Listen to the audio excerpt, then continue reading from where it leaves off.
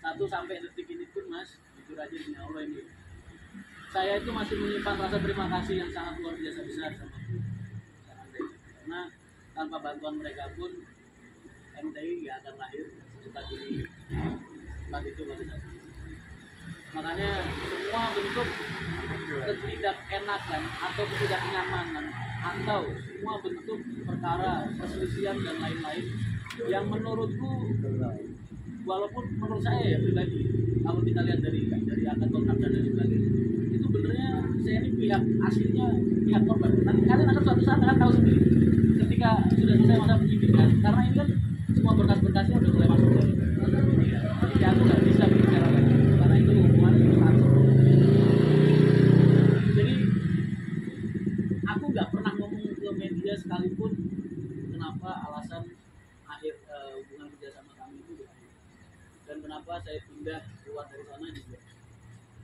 Saya juga nggak bisa ngomong karena kalau saya ngomong itu pasti nanti akan menjatuhkan marwah salah satu dan nggak bagus.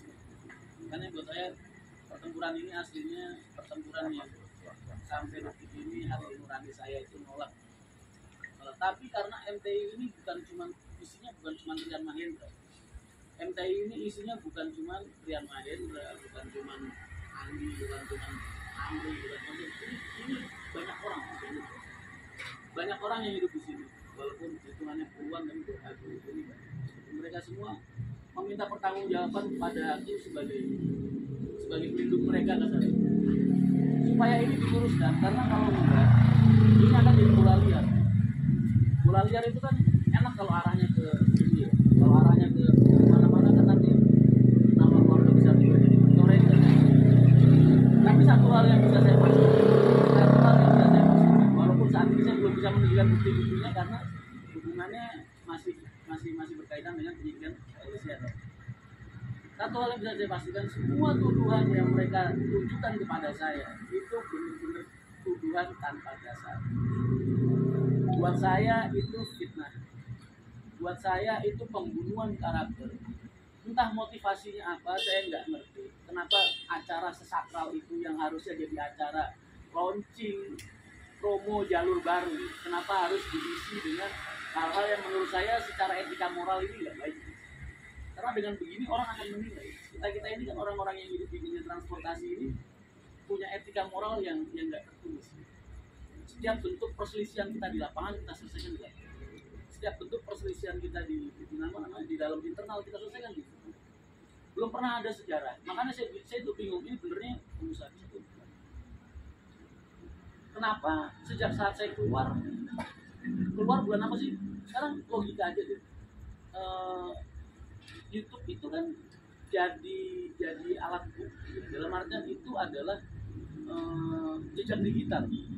Kalian bisa lihat sendiri kapan MTI mulai berjalan, mulai operasional. Ya kan? Tanggal 24 Juni. Ya, 24 Juni itu kita trial. Trial itu apa, Mas? Uji coba armada. Bis kan baru selesai pending. Tanggal 24 kita nyatakan buat jalan. Setiap bentuk kerusakan bus itu kan ada dua tipe itu macam. Sesuatu yang terlihat dari luar dan yang tidak terlihat dari luar. Iya kan? Makanya kita yang udah terlihat dari luar sudah kita benahi. Yang dirasakan yang nggak kelihatan dari luar, ibaratnya mungkin kompresor dalamannya kayak gimana, mungkin dryer dalamannya kayak gimana, mungkin kampas kopinya dalamannya. Ini kan hal yang ada di dalam dan tidak terlihat. Ini makanya dibutuhkan trial. Berarti tanggal 24 Juni kita trial. Ya. Bulan Juli tanggal 1 kita niatkan buat ini pra-operasional. Namanya bis baru buka, baru jalur, baru buka ibaratnya. Kita kan berarti perlu adaptasi jalur. Ya kan, pengenalan jalur dulu pada penumpang.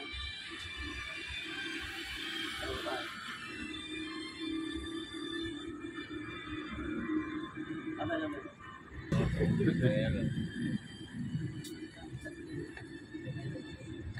Silent aja misalnya. Otomatis kan kita butuh pengenalan jalur, ya kan? Jadi bulan Juli itu pengenalan jalur. Bulan Juli saya pakai pengenalan jalur, mungkin menurut saya karena pada saat itu langsung berhubung masa ramai ya. Jadi enak lah pengenalan jalurnya nggak terlalu lama. Orang udah luas langsung tahu, oh iya jalan dari dari mana namanya, dari Cipulir jam segini angkatan malam, dari Cipulir jam segini angkatan pagi, dari Karawaci jam segini angkatan malam, dari Karawaci jam segini angkatan pagi, ini kan butuh waktu. Terus kalian inget nggak? Aku nggak mau ngomong satu arah karena aku pengen kalian sendiri yang menyebutkan, karena itu kan bukti jejak digital. Kalian inget nggak kapan aku ditarik secara sepihak? Ingat ya, aku lagi ke Bias bareng sama anak istriku. Tanggal berapa? Tanggal 19 Agustus. Berarti bis itu baru jalan berapa bulan? 1 bulan. Belum nyampe. 2 minggu. 2 mingguan sebulan. Kira-kira 2 minggu. kalau menurut versi mereka ada masalah keuangan, masuk akal nggak? Baru jalan 1 bulan 2 minggu. Ini logika aja. Baru jalan 1 bulan 2 minggu. Buat saya nggak masuk akal kalau alasannya karena faktor keuangan. Karena sejak awal memang administrasi itu mereka yang pegang. Saya ini cuma hak pengendali operasional. Itu nanti akan dibuktikan semua. Jadi kita pun kalau misalnya kebutuhan spare part atau mungkin keuangan atau lain-lain itu pasti minta approval dari mereka. Itu nanti ada bukti checking semua, ada semua.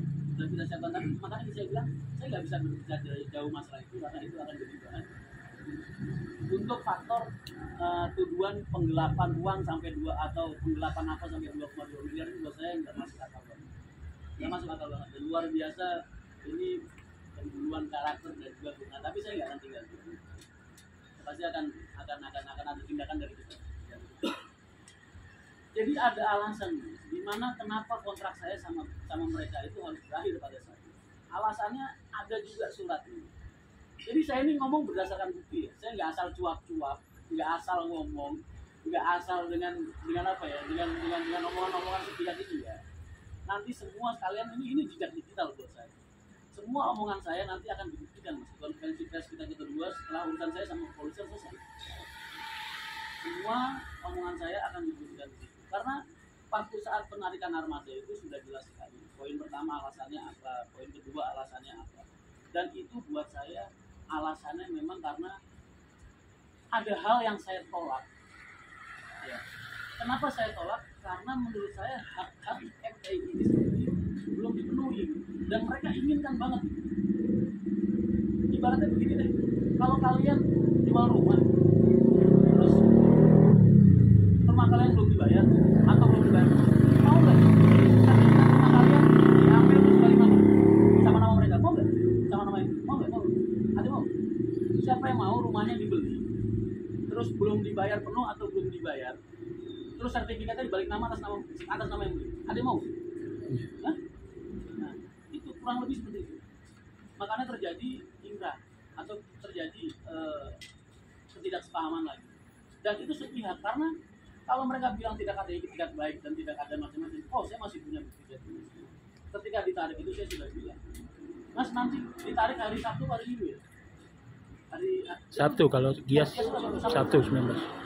Kita ke Gias hari Sabtu. Di situ saya jelas-jelas masih megang gitu. Mas, saya sudah lama nggak ketemu sama anak istri saya. Ini anak sama istri saya lagi datang ke sini, saya ngajak ke dia. Biarkan saya waktu ini saya tak ketemu sama istri saya, saya tak nyenengin mereka dulu. Besok Selasa kita ketemu, kita musyawarah. Hasilnya seperti apa saya ikut. Itu udah tidak baik kan? Ya. Udah, terus akhirnya nggak bisa keluar jawaban, nggak bisa. Jadi surat itu jam 1 siang datang, jam 5 sore sudah benar-benar pada saat itu. Tapi saya diam dan saya tidak sampai detik itu. Udah, terus langsung lagi. Alasan saya keluar dari Cawang. Terus mereka bilang saya kabur dan lain sebagainya. Oh maaf, nanti akan saya tunjukkan juga.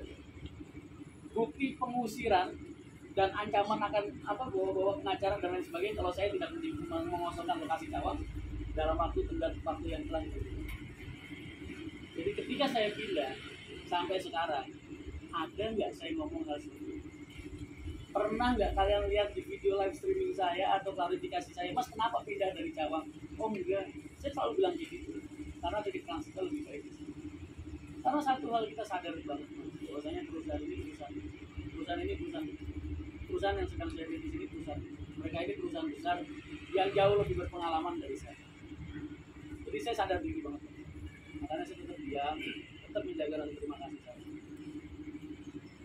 Agustus selesai berarti sudah. habis bulan Agustus September nggak ada apa-apa. Oktober ada somasi, November ada somasi, atau somasi pertama tanggal berapa? Oktober apa itu. Jadi dari semua pernyataan yang telah mereka keluarkan, hanya satu yang saya benarkan, yaitu saya mengabaikan somasi itu. Mengabaikan itu bukan karena saya menyepelekan, tapi karena isi somasi itu menurut saya terlalu menyudutkan saya. Dan kalau saya datangi di tempat mereka dengan pengacara mereka dan lain sebagainya, ini dibikin nanti saya takut. Makanya saya sampaikan pada saat itu kepada Mas, kalau memang ini yang sekarang digerakkan, saya hanya akan berbicara berdasarkan bukti, berdasarkan penyidik, bukan berdasarkan pengacara mereka. Itu tidak pakai. Jadi dan somasi itu kan sifatnya kalian kalau dapat undangan pernikahan mau datang mau enggak kan itu kalian. Nah, jadi buat saya itu hal yang tidak melanggar apa-apa dan tanpa rasa menyepelekan sedikit pun. Hanya saja saya udah capek energi saya nggak pengen intimidasi dalam hal apapun. Tiba-tiba November ada laporan ke kepolisian. Itu juga saya baru tahunya kemarin. Ternyata laporan itu dari bulan November katanya November 16 apa? 18. Sampai sekarang belum ada panggilan dari penyidik. Ya. Belum ada panggilan dari penyidik, belum ada panggilan dari pihak manapun juga yang berhubungan dengan kepolisian untuk hal ini. Berarti status saya, Mas, entah saya itu jahat beneran, ya maaf, atau tidak, status saya masih saksi pelapor. Oke. Saya belum jadi tersangka. Ya. Jadi kalau orang mau ngejar saya, sabar, tunggu saya ngukur rompi orangnya dulu. Ya. Nunggu saya ngukur rompi orangnya dulu, entah ini rompi yang ntar saya pakai sendiri atau dipakai sama pihak lain. Ya. Itu nanti baru kalian silakan berbicara. Sekarang ini kan bola liar ini cuma dilontarkan dari salah satu dan yang memulai bukan saya.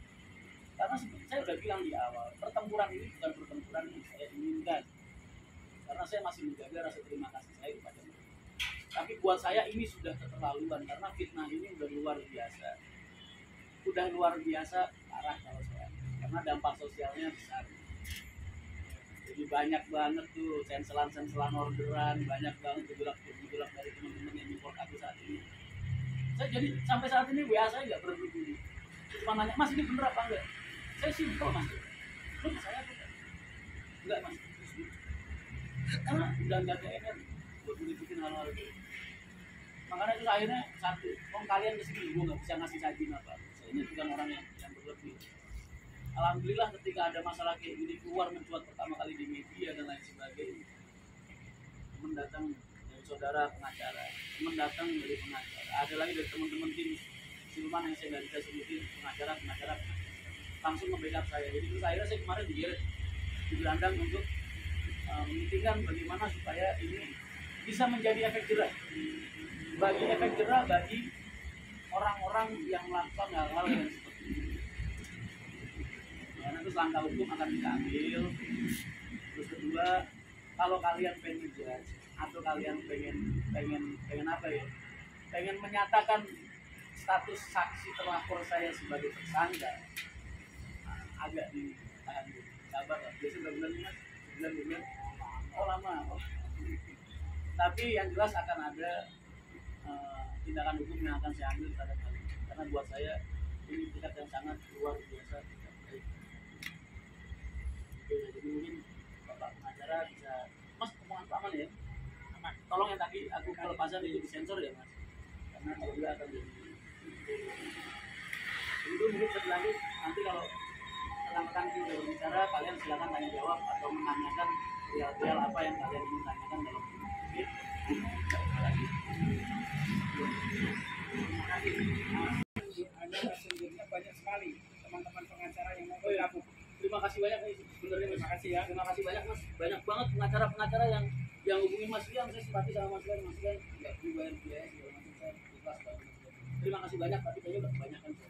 Tapi kalau Mas nanti menggunakan Mahendra Lombok di dalam kasus ini akan menggunakan Mahendra Lombok, kantor pengacara Mahendra. Ya. Pada tempoh hari ya. Iya. Jadi kalau saya di dunia perusahaan mungkin sudah lama, saya dari kecil di Haryanto. Kebaikan keluarga Haji Haryanto saya tidak akan bisa lupakan. Ya. Maka ketika ini saudara saya bilang adik bang tuaan saya, maka ini adik saya, begitu dicolek tanpa dikomando, kita siap. Ya Mas Agus juga ya, kan seperti itu. Oke. Menanggapi berita-berita yang viral, saya memberikan teori hukum seperti ini. Setiap warga negara boleh melaporkan dugaan adanya dugaan tindak pidana kepada siapa? Kepada kepolisian. Oke. Kepolisian tidak boleh menerima, tidak boleh menolak setiap laporan dari warga masyarakat. Jelas sampai di situ. Tetapi kepolisian ini adalah profesional di bidangnya, maka laporan tersebut akan dipilah dan dipilih. Terpenuhi tidak unsur pidananya. Oke. Kalau setidaknya ada permulaan yang cukup, maka mulailah klarifikasi. Sampai detik ini Mas Rian belum ada klarifikasi dari pihak kepolisian. Dan Mas Rian dan kuasa hukum siap kapanpun untuk klarifikasi. Setelah klarifikasi, maka nanti bertahap. Mulailah dijadiin saksi. Tahap demi tahap. Ada gelar perkara internal. Oke. Baru kalau terpenuhi setidaknya 2 alat bukti yang cukup, maka Mas Rian bisa ditetapkan sebagai tersangka. Oke. Tersangka nanti kalau misalnya ini bisa menjadi terdakwa. Oke. Di persidangan terdakwa. Terdakwa berarti selama belum ada putusan hukum yang tetap, maka status Mas Rian adalah warga negara yang bebas. Baik dan benar.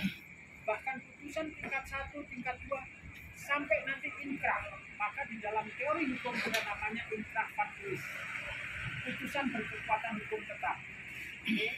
Maka hari ini tidak boleh orang itu menghakimi secara sepihak dengan menyebut nama POMTI, Mahindra Trans Indonesia, menyebut beberapa kali nih Rian Mahindra, terus ada Devi Marisa, terus MTI di Bandung Haji Haryanto. Haji Haryanto ini tidak pernah urusan dengan MTI. Jangan bawa-bawa orang tua kita. Oke. Maka di dalam teori hukum pidana ada namanya presumption of innocence. Ya, praduga tidak bersalah. Kalau seperti ini caranya adalah praduga bersalah. Ya, maka ini terpenuhi unsur undang-undang ITE pencemaran nama baik. Ya, maka kita tunggu, kita adu ilmu lah, adu ilmu teori hukum. Ya. Narasi yang dibikin seolah-olah omongan itu saya udah tersangka ya. Ya, maka Mas Rian juga akan mempersiapkan, tim lawyernya juga akan mempersiapkan upaya.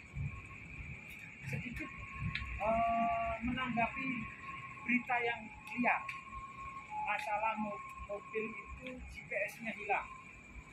Mas Marquez ini Mas Marquez, ya. Ini pelaku utamanya. Iya.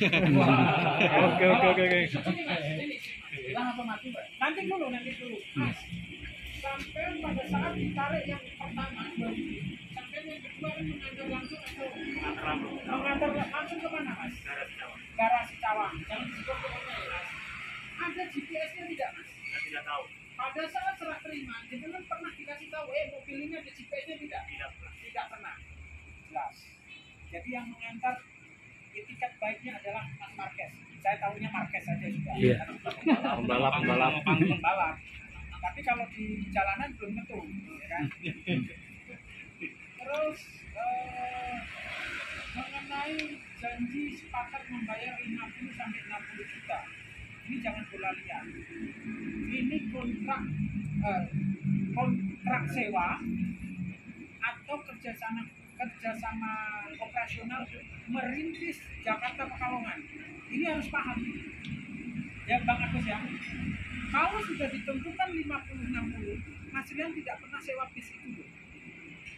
Sekarang angsuran saja berapa? Angsuran di leasing paling 35 sampai 40. Ini logika loh. Oke? Kan di kontrak juga ada Di kontrak tidak ada. angka 50-60 ini dari mana? Oke. Terus operasional namanya merintis akap. Silahkan dicek di dunia perkumpulan bis akap. Mas Market ini orang lama nih. Namanya orang merintis ini pasti bakar duit. Maka postingan sebelumnya saya mengatakan gini, kalau pengusaha tidak siap rugi, maka jangan jadi pengusaha. Mas, kayaknya nggak pantas banget kita ngomongin untung rugi karena bisnis baru jelas. Nanti dulu mas, maka kalau belum siap untuk rugi, lebih baik jadi pegawai yang pasti tiap bulan dapat gaji. Jadi fair dong. Sekarang saya tanya kepada teman-teman semua, kalau dalam usaha pasti untung, siap nggak menggadaikan anak dan istrinya mungkin 3 bulan? Menggadaikan ya, bukan untuk dipakai loh. Menggadaikan supaya apa? Supaya untung. Oke? Karena pasti untung. Tapi karena namanya pengusaha itu adalah permainan, tanda kutip, permainan judi. Tetapi ini bukan judi yang taruhan, ya kan? Dia mengatur strategi, mengefisiensikan pengeluaran, tetapi meningkatkan pendapatan. Dan ini sangat sulit, ya. Maka angka 50-60 ini kami bantah. Oke. Kalau 60 lebih baik Mas Rian kredit aja sendiri. Benar nggak? Mobil itu tahun 2000 range-nya ya 2017 sampai 2020 range ya. Tetapi di dalam kontrak dipatok angka 2 miliar. Sedangkan JB3 2018 untuk saat ini pasaran 1,7, 1,8, 1,6 sampai 10. Mana yang mulai nangkal? Kita fair, oke? Terus masalah 2,2 miliar, Mas Rian menggelapkan dana 2,2. Kemarin saya tanyain, kebetulan kita adik saya mengatakan gini, Mas tolong print rekening korannya. Rupanya mohon maaf, saya tidak menghina. Isi dompetnya rekening dia sama isi dompet saya, banyak kan isi dompet saya. Kira-kira seperti itu udah tahu lah ya. Nah kalau 2,2 miliar, saya pernah sebagai advokat saya dibayar 2,5 miliar. Itu saya bawa 2 tas sama adik. Tas ransel yang ini ya dia. 2 tas tuh. Bawanya berat. Jadi kalau ada yang mengatakan pengacaranya ini adalah pengacara gratisan, mohon maaf. Ya, ini panggilan nurani sebagai keluarga. Ya. Bahkan yang biayai kami semua ini. Mohon maaf tidak mengurangi rasa transport. Jadi jangan berpikiran Mas Rian ini sedang dibawa, oke, terus dipinjam, dilaporkan, seolah-olah orang di belakangnya Mas Rian tidak ada yang melawan. Hari ini kita hanya satu kata, lawan. Sepakat nggak Mas? Ya, jadi kami akan melawan. Tadi kami sudah bantah semua.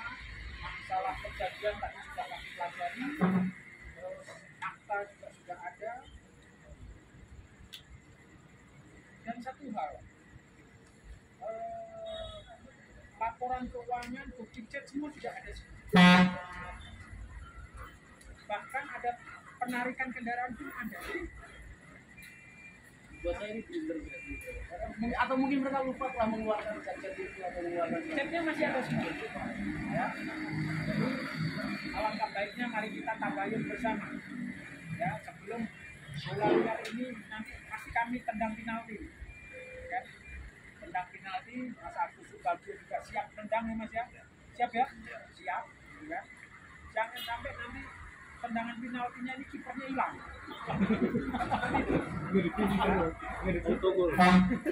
Itu garis besarnya saya pikir lebih interaktif saja. Jadi nanti karena saya dan Mas Gardo dan Mas Agus sudah menguasai materi, maka interaktif saja pertanyaan nanti kami jawab termasuk Mas Rian. Tapi kalau bisa jangan masuk ke materi karena itu nanti pertempuran kita di kepolisian. Sedikit bocoran bahwa kami akan melaporkan di Mabes Polri, di Polda Metro Jaya dan di pengadilan secara perdata. Kita langsung paralel semua. Monggo, Mas Agus mungkin ada tambahan.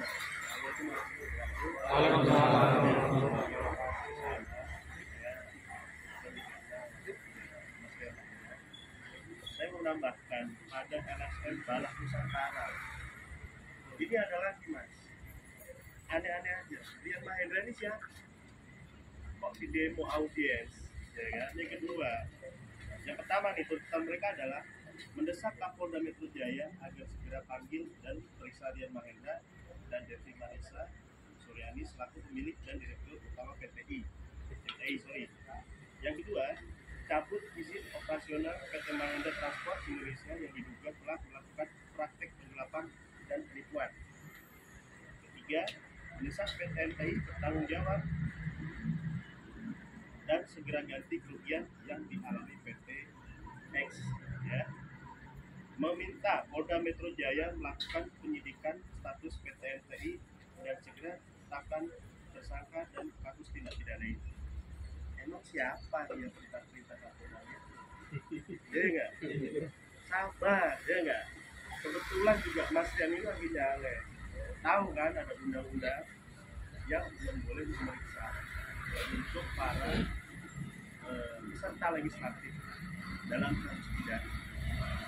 Ini kalau menurut saya cara-cara ini ada aneh kalau Mas apa.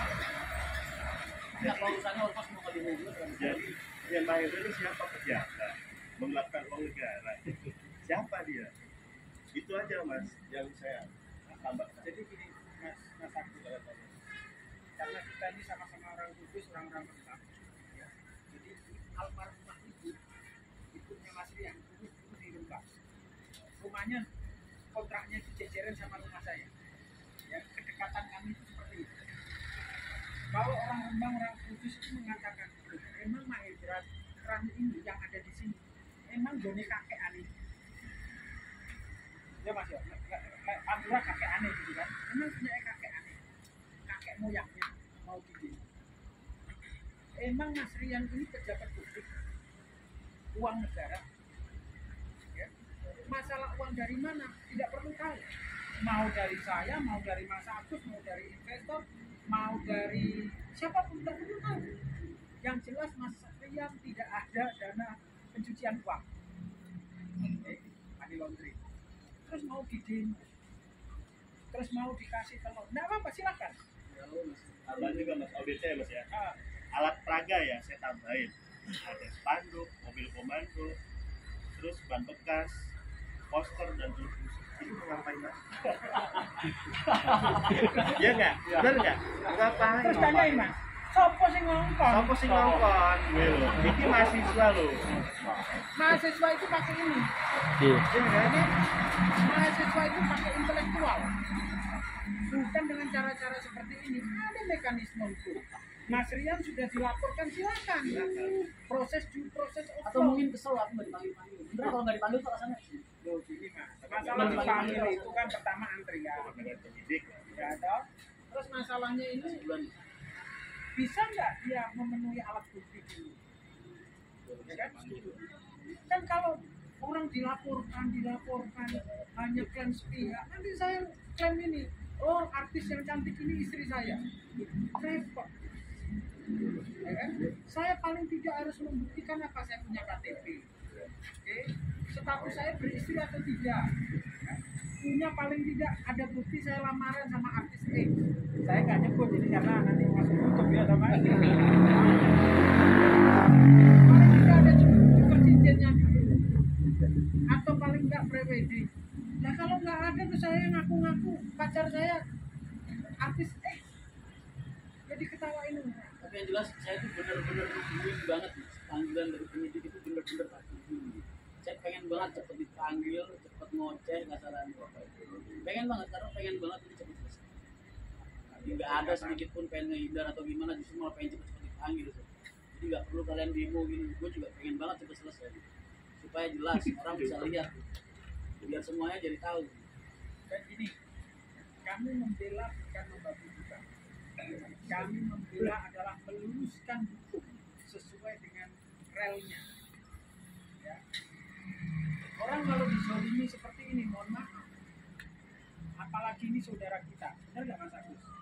Banyak sopir yang kami bantu 0%, ya, uang dari kami sendiri, benar nggak Mas Agus? Ya, saya Mas Rian ngomong, Mas tolong bantu sopir kecelakaan, harus sedang ke Lampung, harus ini, kita bantu kok. Mas Rian, Mas tolong Mas bantu, kami bantu. Apalagi ini saudara kita sendiri. Maka bagi pihak-pihak yang mau mendemo Mas Rian, saya persilakan. Mau membakar mobilnya, kami persilakan. Ya, mau dilemparin telur busuk, silakan. Mau dibakarin ban, silakan. Tapi tolong siapkan LC-nya juga untuk menari-nari. Karena ketika nanti ada rekaman, ada perusakan, ada ini, kami akan tempuh jalur hukum. Dan ada konsekuensinya, ya kan?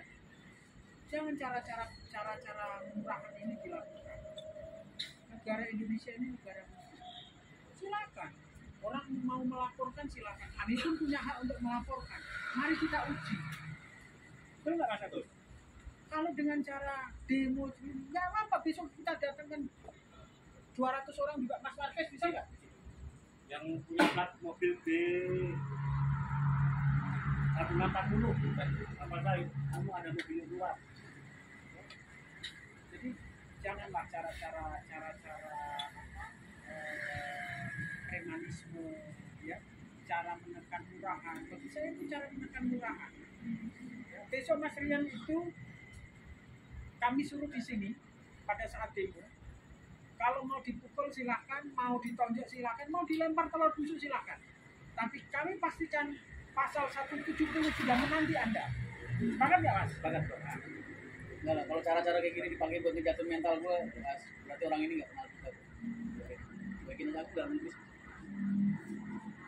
Mungkin ada pertanyaan Mas biar jadi Biar lebih hidup ya Mas ya. kalian ini selama ini jadi bola liar apa aja nih dibahas ini. Nggak akan ada Siap, yang Mas. tutup ini Monggo. kecuali Teman-teman semua, saya dari Putar Balik. Saya mau tanya Mas, dari apa Mas? dari Putar Balik.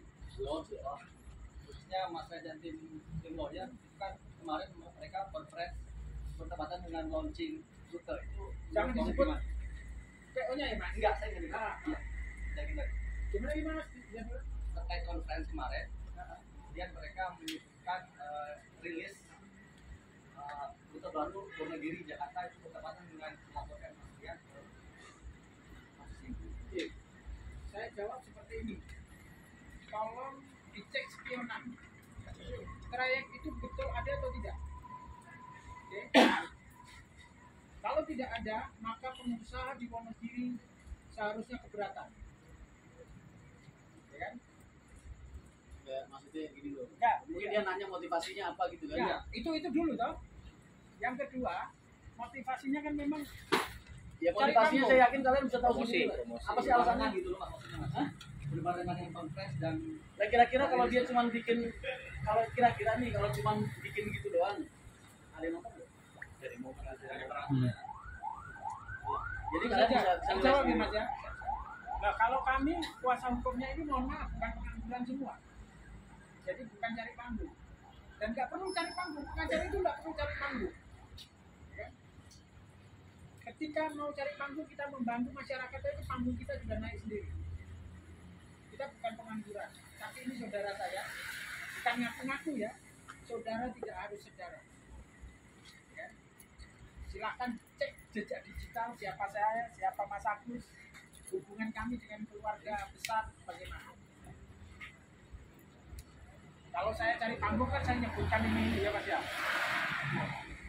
Tuh, terjawab ya Mas ya. Monggo yang lain.